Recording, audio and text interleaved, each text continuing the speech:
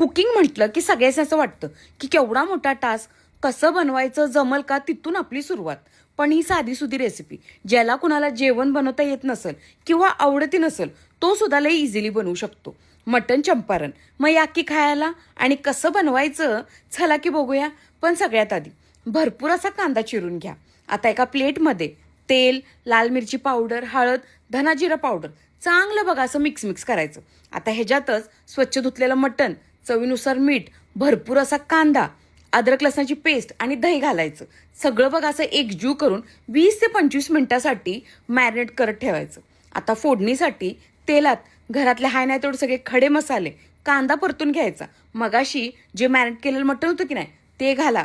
काळी मिरी पावडर, लसणाचा एक गड्डा घालायचं आणि सगळं बघा असं उलतपालतं करायचं. बादलीभर पाणी घाला. कुकरला 2 ते 3 शिट्ट्या काढलं की मटण बघा आपलं चांगलं शिजतंय.